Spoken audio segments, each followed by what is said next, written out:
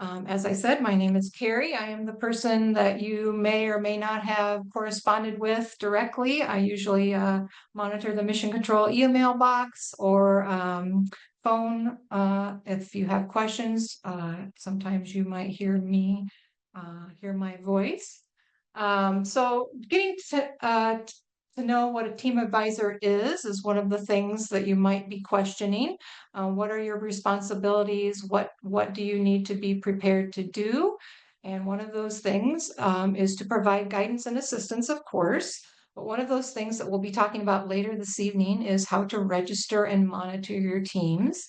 And then, of course, communicating with eCYBERMISSION about different aspects of the mission folder, or as your team goes along with their projects, questions you might have, and that you're the main point of contact for between eCYBERMISSION and your team. And then, of course, to review and submit your mission folders once your team has completed their projects. You are the person in charge of sending off the final project to be judged.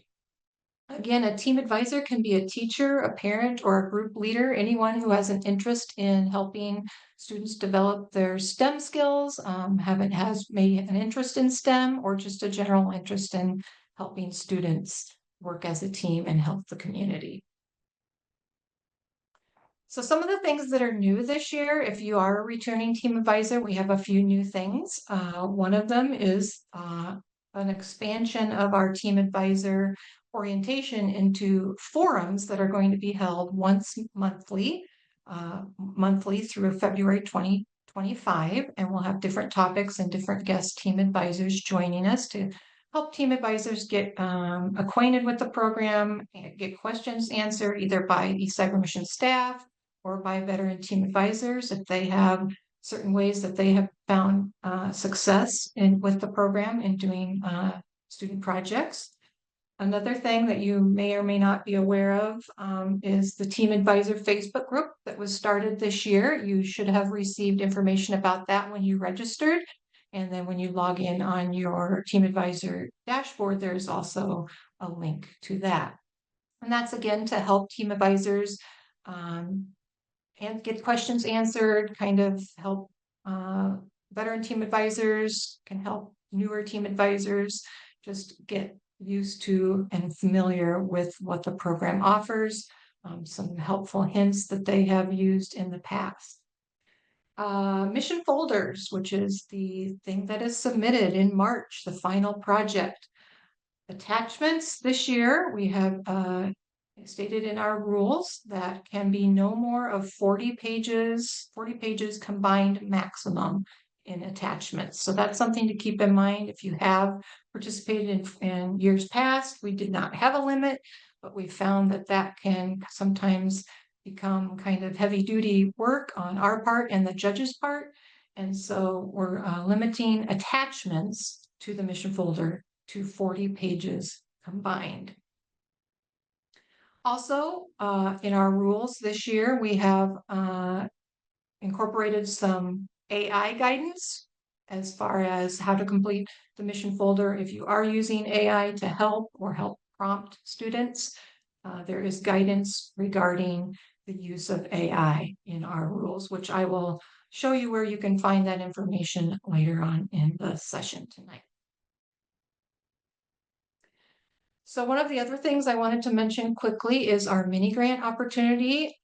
It is a 2-payment structure that provides funding for project materials and team advisor professional development. That application is open until November 14th this fall. And there is a link on our website, but in this program, there's a link too that it may be available for viewing. So that's something you can check out. It's a simple application process. The applications are evaluated on a rolling basis, and payments are based on the number of students registered for the first payment and the number of mission folders submitted per school for the second payment. So if you're looking for some funding, be sure to check out the mini grant opportunity that may help fund some of the student projects. So team advisor resources. Some of you may be aware that there is a team advisor help center on our website. It's also linked on your Team Advisor dashboard that we'll look at later this evening. There are multiple lesson plans. There are rubrics that the judges use to judge the mission folders, timelines for helping your students get organized. And then, of course, there are video lessons as well for use with your students. Mission control is always an option for assistance and support.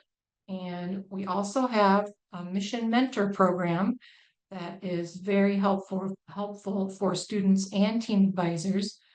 There's a message board that's linked on your dashboard, as well as the opportunity to schedule chats with your team or your classroom. In addition to that, we have live chats scheduled with mission mentors that are Zoom meetings in the evenings as well.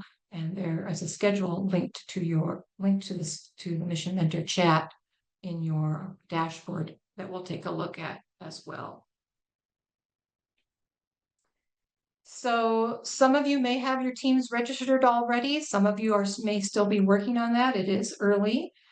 Some things to keep in mind when you do register. First, as a team advisor, you need to register as a team advisor, not a student. And then when your students register, keep in mind that students' login names should not contain any part or name of their name or of their student ID, just for privacy purposes.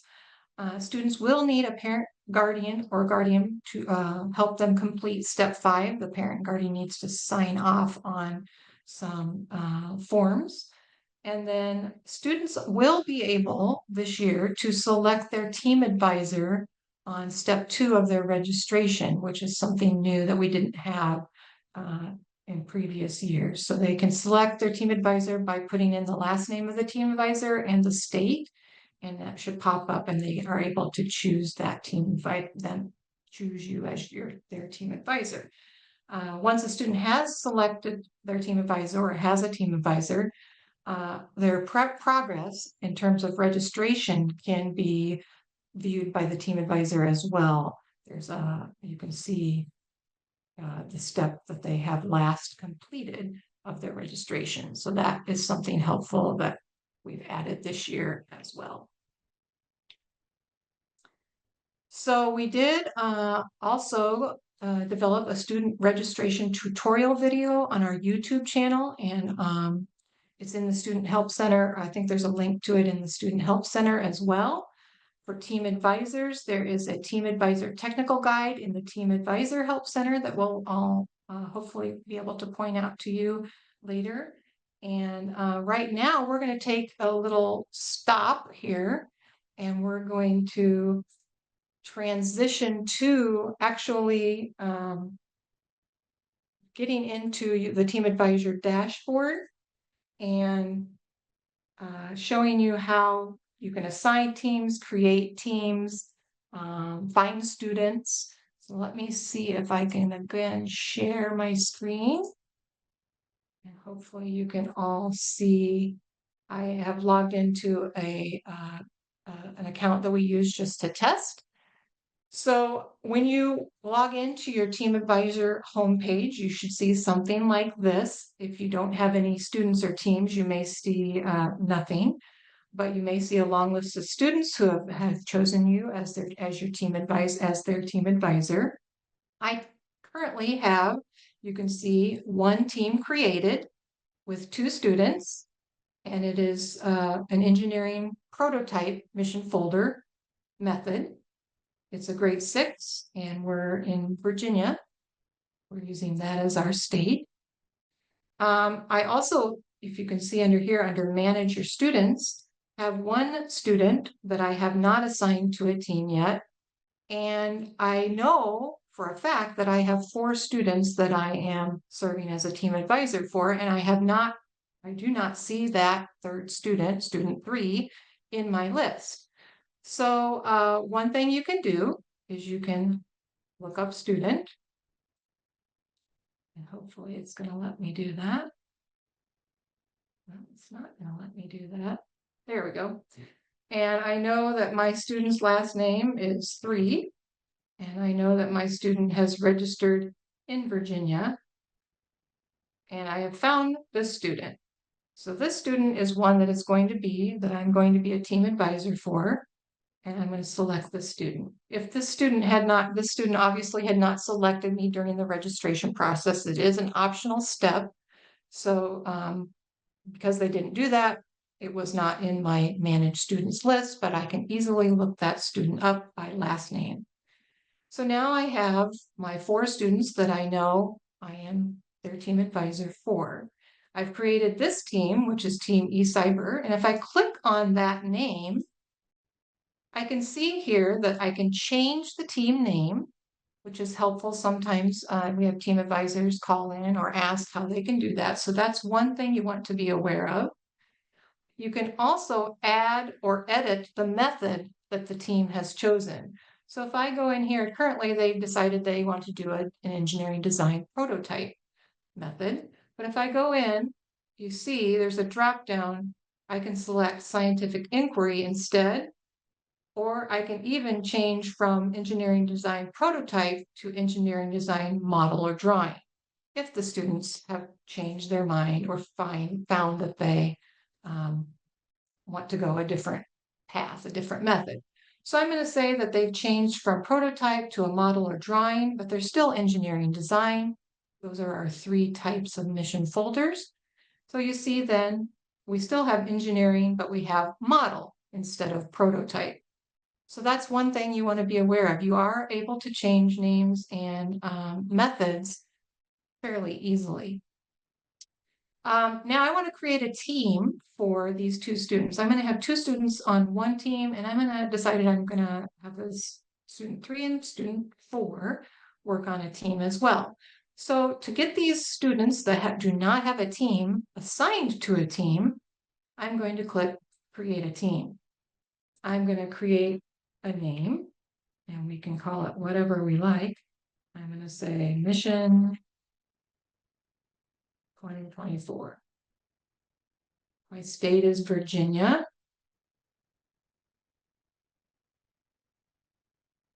I can find Virginia. There we go. And I know they are 6th graders. And I'm going to click Create Team. So now there you see in my Manage My Teams list, Manage Your Teams list, there is Mission 2024. And we have not chosen a method yet because I'm going to add students first. So I'm going to add the students that I want to be on that team, which just happens to be student 3 and student 4. You may have more. I'm going to add those students to the team. And then we're going to go ahead and select the method. We'll say these students want to do scientific inquiry. I'm going to add that. And now you can see I'm back to my home screen, my dashboard, and I have the 2 teams with 2 students each. They are 6th grade teams. And you can go in and manage mission folder. You can, which we will do in just a moment, but keep in mind you can change the methods if necessary as the students progress.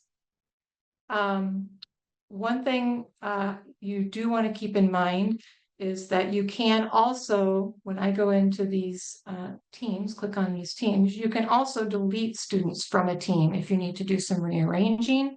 You can delete that student from the team if you like, and then assign a different one or assign them to a different team. But I'm going to go ahead and I'm just going to keep it the way I want. I'm going to go back to my team advisor home. I still have my 2 teams.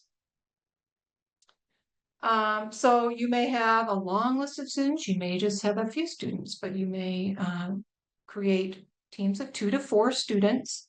Again, the competition is 6th through 9th grade, but something to keep in mind if you do have mixed level teams is that, say you have 2 7th graders and an 8th grader that you want to be participating as a team.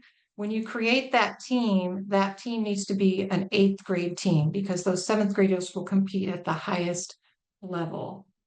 So keep that in mind if you are having mixed grade level teams. But again, you can move people around, delete, add, whatever you need to do, create teams.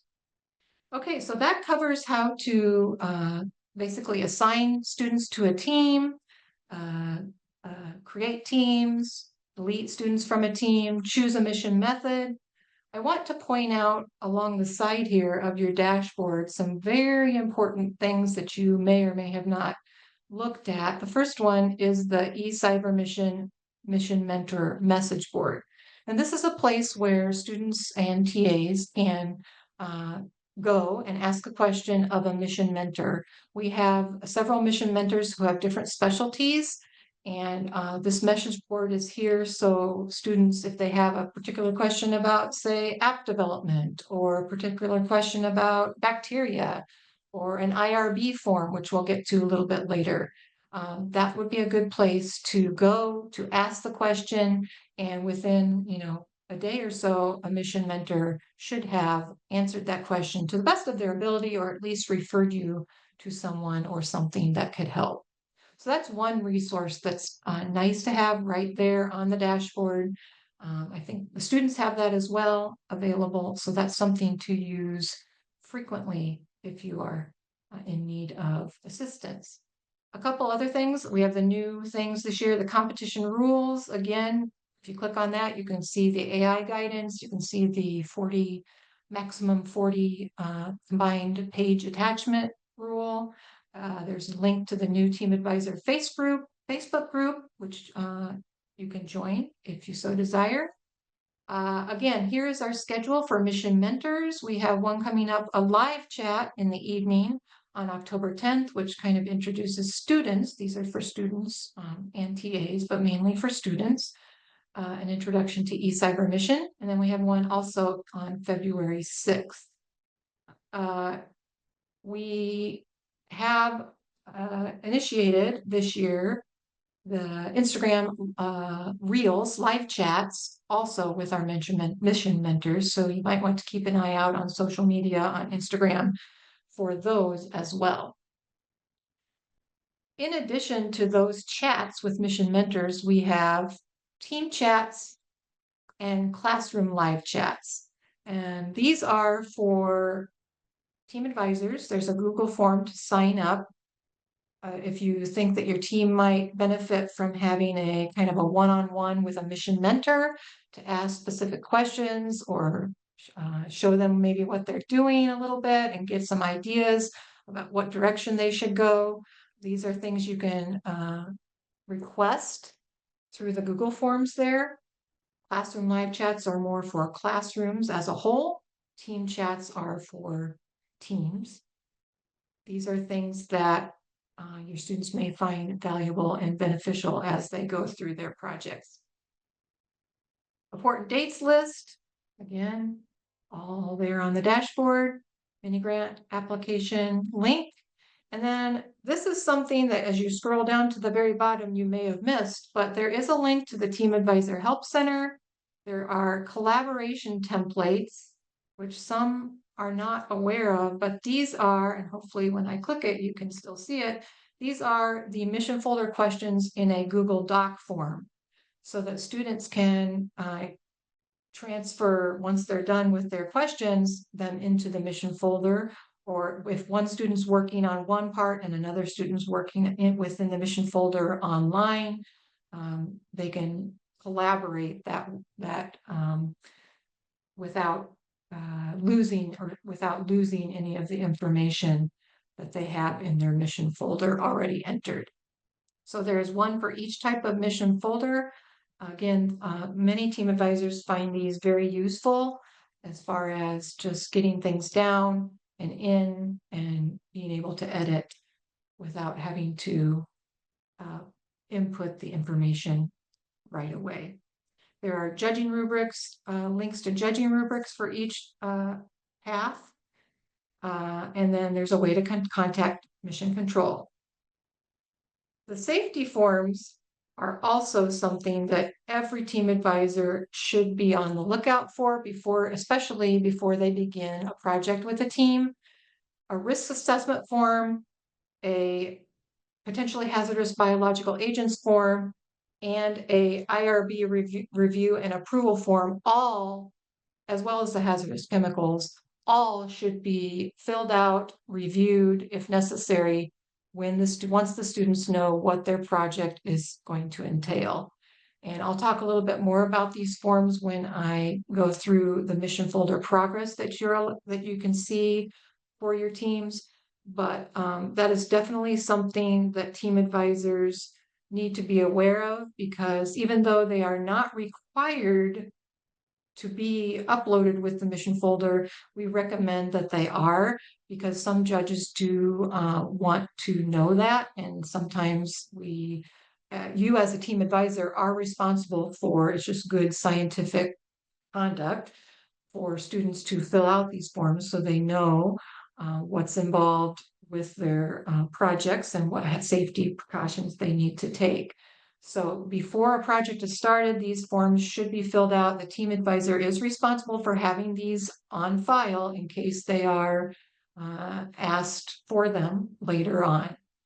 So something to keep in mind, and I'll show you a little bit later.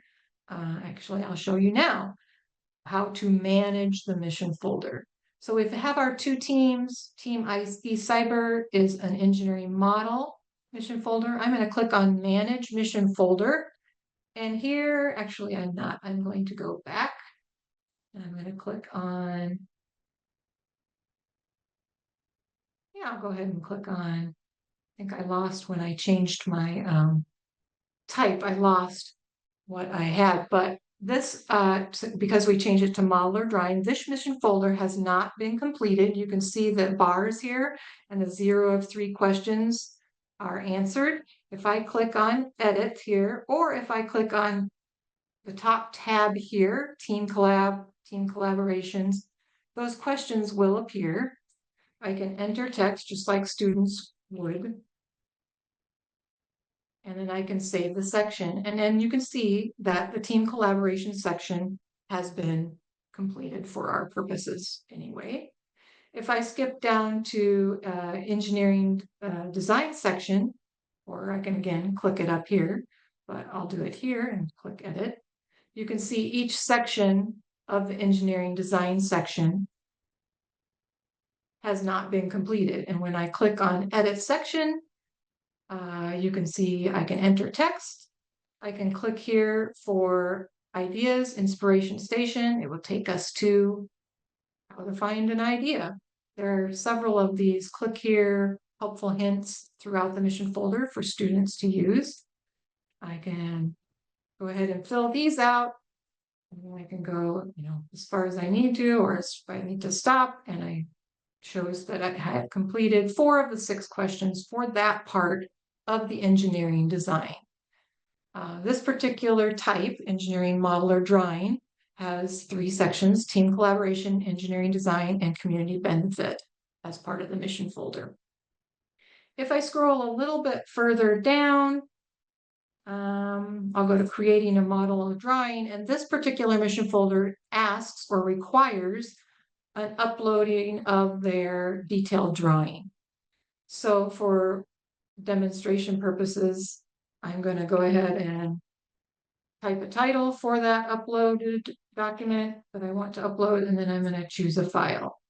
I'm going to click on this file. I'm going to upload it. And you'll see that it pops back and it says 1 of 1 questions has been answered for that creating a drawing or model section. If I go back to the overview, I can see, again, my students' progress on their mission folder, engineering design. They've answered 5 questions. They have uploaded a file. I can view the file. It says right here, delete is available on the particular question. So if I go back in, I go back to edit section, create a drawing or model. I can then delete it if I need to and re-upload a new document. So I encourage students to save regularly so that they don't lose whatever they have input. There is an option to print the mission folder as well. But if you go on, there are community benefit section, just has 1 question in this particular, I think in all of the mission folders.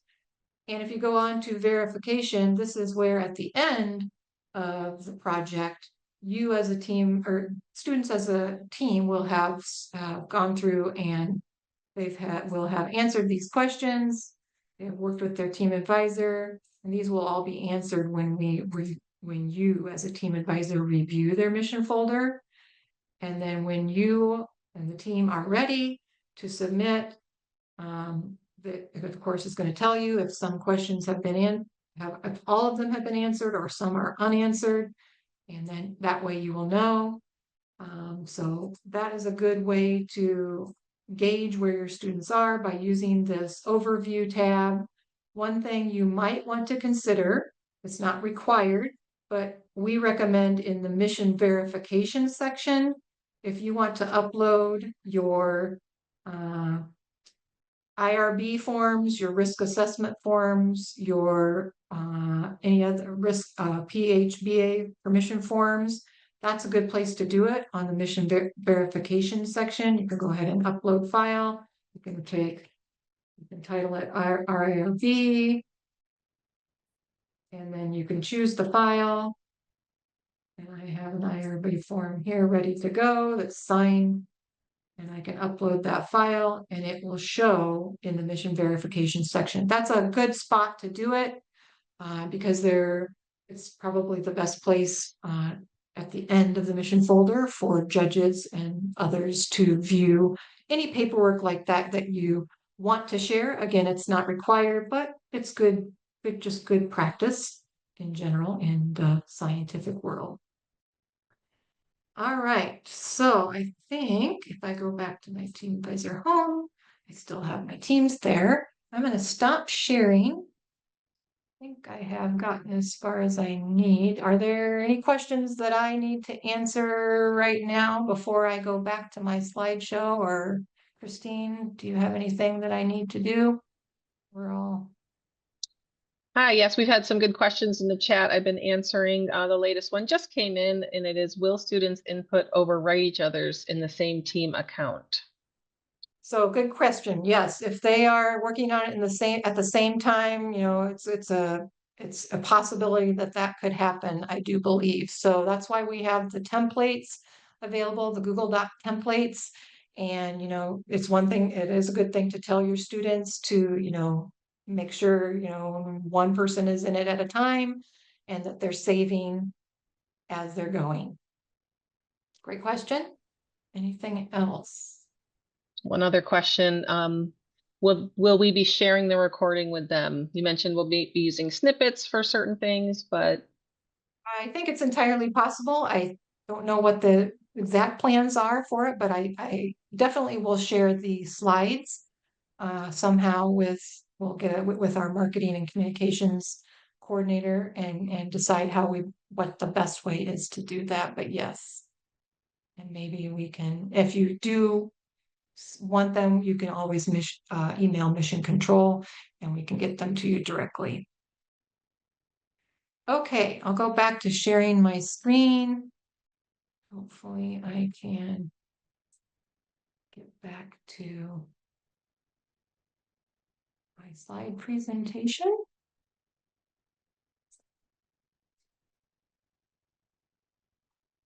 All right.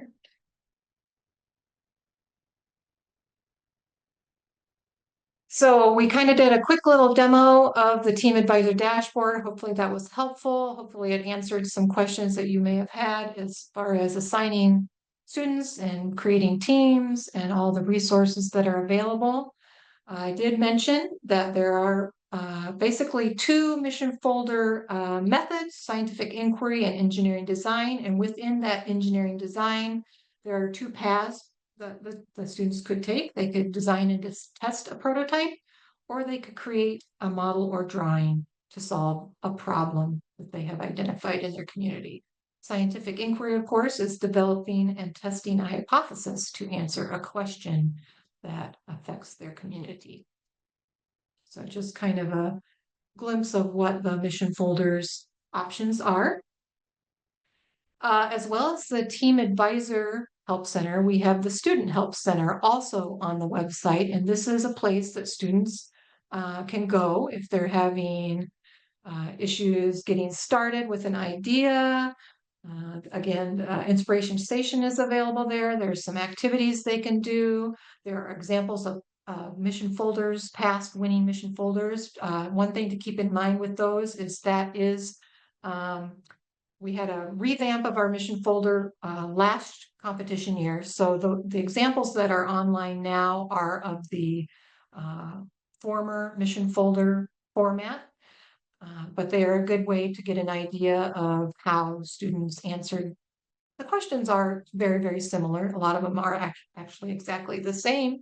Some of them are just broken down into finer questions, more specific, detailed questions. So that's a good place for students to go. Again, the mission mentors are always available through the message board. And then there's the option to schedule or request a team chat or a classroom chat as well. Just a few competition rules to keep in mind. Any student grades 6 through 9 can participate, I mentioned before. Only U.S. citizens and legal permanent residents can compete. A social security number is required to receive a prize or be named a winner at any of the levels, state, regional, or national. Again, the risk assessment, PHBA, and IRB forms should be completed prior to beginning projects. Just take a look at those forms, make sure that you're covering all the bases so that your students can be successful. Important dates to keep in mind this competition cycle. Mini grant application closes November 14th. Competition registration closes February 26th, 2025. Mission folders are due March 5th, 2025. Virtual judging begins March 12th and ends the 26th. Regional judging, if students were to make it to regionals, would be April 21st through 25th. And that is a virtual judging. A virtual Zoom judging. And then our winners are announced May 2nd, 2025. If regional finalists make it to the national judging and educational event, that will be held June 23rd through 27th. So we have several team advisor forums scheduled and planned for the year. This is the first one, the orientation session, but the next scheduled one is October 17th, and we plan to go through a little bit more in depth, some of the resources available, lesson plans, again, IRBs, grants, the mini grant, just getting mission mentors on November 14th, getting to know some of the mission mentors and how to use them. And then on December 12th, and just January 16th, we will have a whole panel of team advisors, veteran team advisors, online to answer your questions. I'll be moderating throughout those two in December and January, because by that time you may be getting to the point where you'll need some of their helpful tips and tricks in terms of getting mission folders and projects completed. And then in February, we'll go through how to submit the mission folder and other things to keep in mind for that final month, February. All right, any other questions before I let Lora introduce herself and cover maybe some of these questions or any other questions that you might have? Lora, why don't you feel free to introduce yourself and kind of tell us how many years you've been involved, what your experiences have been, etc. Sure. Well, thank you, Carrie and Catherine and Christine, for inviting me to come here. I love to come to the new team advisor meeting. I discovered eCYBERMISSION in 2016. So going on 9 years of working with eCYBERMISSION, and I love it. I think it is by far the best kept secret in STEM competitions. And if you're here, then that's good news because you found the best kept secret. the way that it's run, the people who work with the program, really every step of the way, it is such a good experience, both for team advisors and students, particularly for students. I don't think there's many better ways for students to experience learning than to go through the process of looking at a community problem and trying to figure out a way to solve it. And that is super organic. It's something that, there's failures and there's successes along the way. And so apart from just good STEM, it's just really great life skills for the kids. So, yeah, so I cannot say enough good about the experience from start to finish. I have had a lot of teams over the going on 9 years of working with students. And again, I just feel so fortunate to call myself truly part of the eCYBERMISSION family. I have served as a team advisor, but I have been invited to come to these meetings with new team advisors and to really rub shoulders at conferences with just the wonderful people that run this program. So what questions do you have? What can I help you with or answer? Anything that you can think of, I'd be happy to answer. I'm going to go ahead and stop sharing, and hopefully we can see or hear. I can see the chat and I can hear. Feel free to unmute if you have questions. Otherwise, I'll prompt Laura. I didn't talk about some of the lessons. I helped curate some of the lessons that are found within the eCYBERMISSION resources. And, they are NGSS aligned for teachers. They are a fantastic way. I ran my STEM program as the eCYBERMISSION was an extended portion or an honors. But it just meant if you wanted to be involved, you did a little more and you got a little more. So that was kind of how I ran it.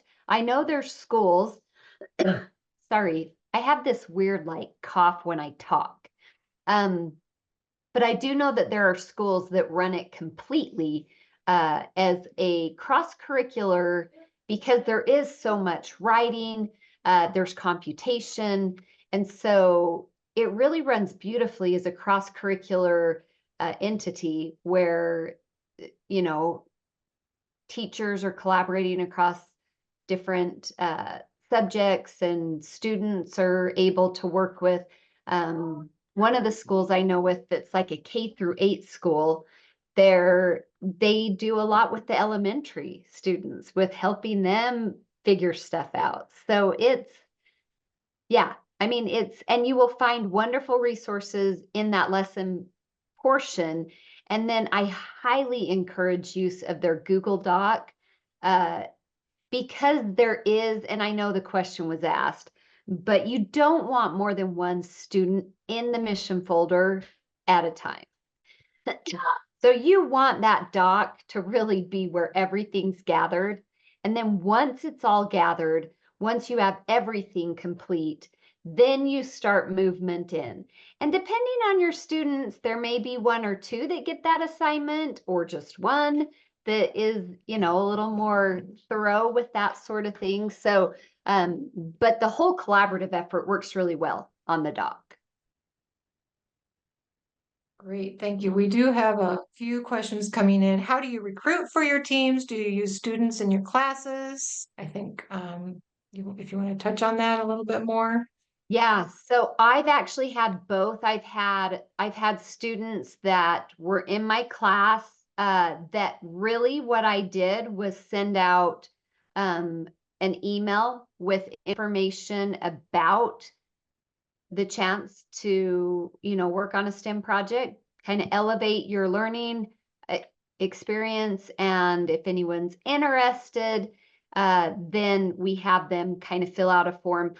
I got to the point that I was kind of like having them do a little bit more just to even decide if they wanted to do it, because it is robust it is a robust science experience.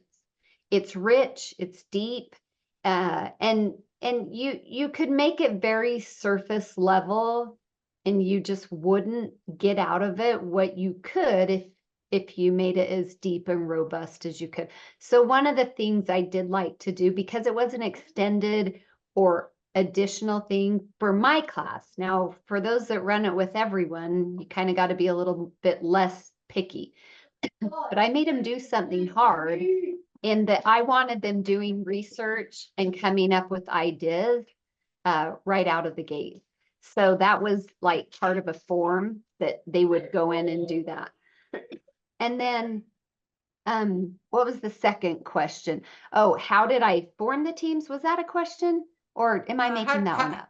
No, how do you recruit and do you use students in your classes? I think you kind of touched on both of those. Yeah, so recruiting was just getting word out. Then, the great thing is once you start to have teams that are successful, then the students kind of recruit. They're the ones out there telling other students about it and getting other kids excited.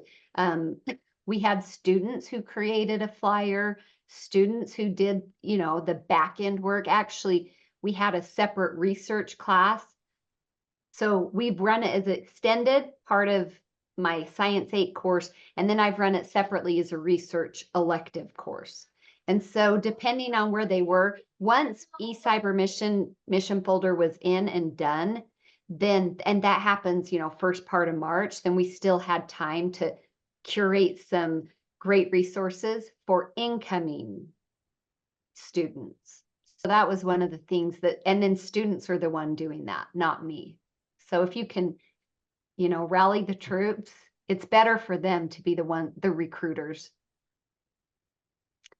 All right. Anything we had else? Another question about how original does the scientific inquiry need to be? Do we need to check literature to see if we are duplicating work? Great question. I can answer part of that, Yeah. and then work and put, we have actually within each of the mission folders, a section where the students do need to research, find articles, and list those as part of the mission folder. So definitely that is one of the parts of the mission folder. It's one of the parts of scientific inquiry in general process. So yes, it's a good idea, to first of all, get students used to doing that, and teaching them how to do that, good ways, good research, how to do good research. Laura, I don't know if you have suggestions for how to go about that, but I'm sure you could go ahead and share. So I think, you start at the foundational level and build from there. The more questions they can ask originally, what questions do you have about this problem? And I would start it with just questions. And then after the questions, then focus them on trying to find the answers to those questions. And that can come in a variety of forms from, well, that question, do we need to find an expert, a community expert? Because that's a great resource, is to find a person to collaborate with. And I know with students that can get tricky. How we did that was that we would usually have like an alias account that was a team account that came through me as the advisor. So in order to protect students, we were super careful about them collaborating with other adults. And so that usually funneled through a third party, which was me. They may write an email, we may send it off, and then it would come back through me.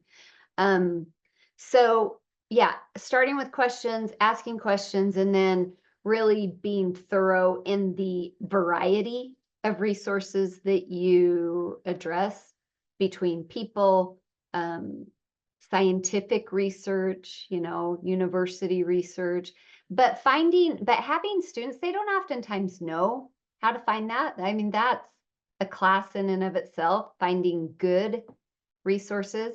And I haven't gone through all of the AI helps, but there are specific AI that are geared toward research. In fact, at one of the NSTA conference meetings, they talked about a resource called Elicit AI, and it only focuses on scientific research papers.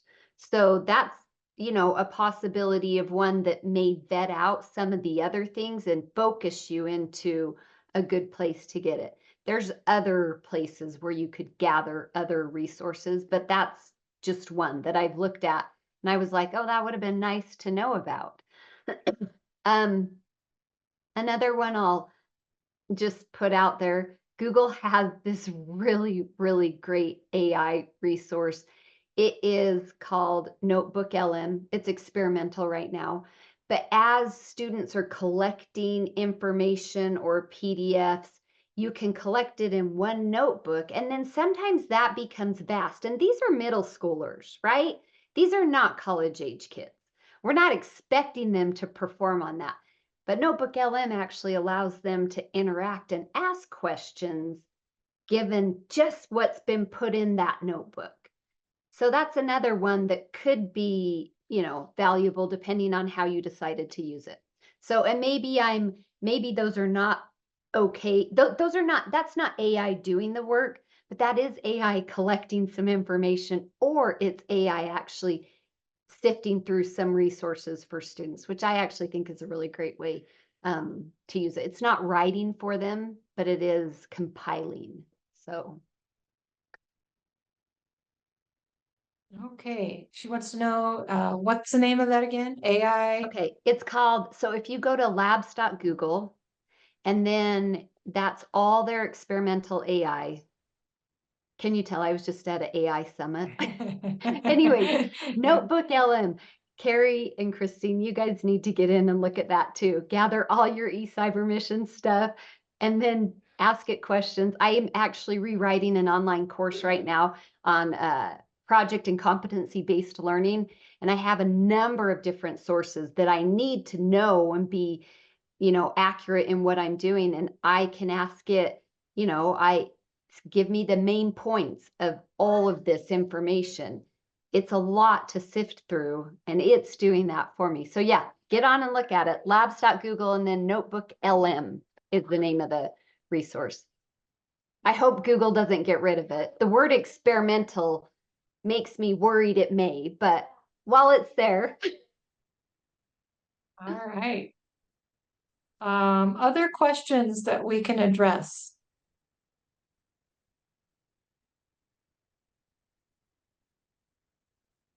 Well, I certainly hope this has been helpful. I hope that you got some answers to your questions that maybe you came in with. If you do have other questions, or just, you know, need some more information, or to be pointed in the right direction, please feel free to reach out to Mission Control at eCYBERMISSION.com, and we'll be happy to help you out. You can also call Mission Control, and that number is 1-866-GO-CYBER.